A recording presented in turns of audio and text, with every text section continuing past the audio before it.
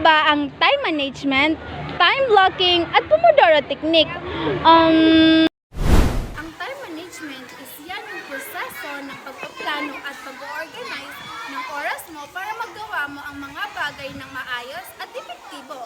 Sa madaling salita, minamanage mo yung time mo para magawa mo lahat ng maganda ang mga works mo. Ang time blocking ay isang paraan ng pag-oorganisa ng oras mo. Sa madaling salita, nahati mo yung buong araw mo sa mga blocks o takdang oras. Tapos, bawat block ay may nakatalagang isang gawain lang. Halimbawa, 8 to 9 o'clock ay mag-review. Pagkatapos sa 9:15 to 10 o'clock ay mag-assignment. Pagkatapos sa 10 to 10:15 o'clock ay break time. Then last is 2 to 3 o'clock ay mag-memorize. Ano ba ang mga benepisyo ng time blocking?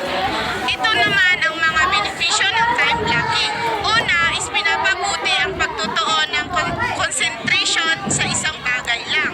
Maiiwasan ang pagkapagod ng isip o mental fatigue.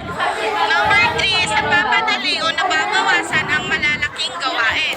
Number 4 is tumataas ang productivity o produktibo sa isang bagay. Number 5 is nakakapag-relax ng maayos at walang iniisip.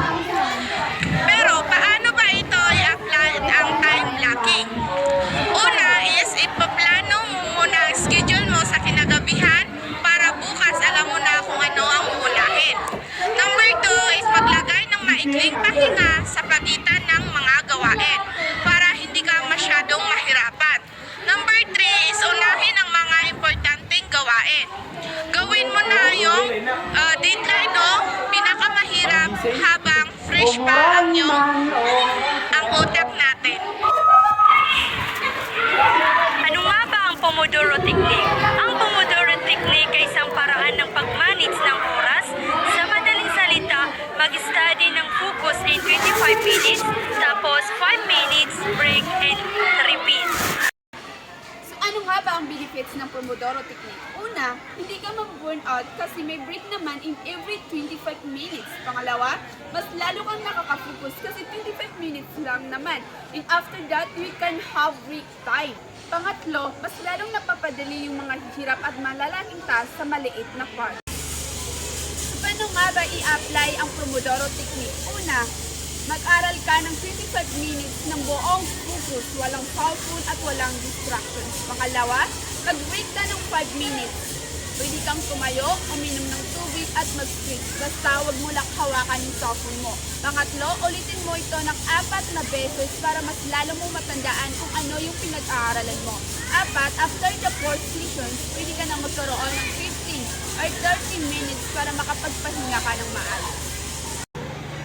Para mas naintindihan natin, ang time blocking ay kung saan at kailan natin gagawin. Ang Pomodoro technique ay kung paano natin gagawin ang isang bagay ng may focus.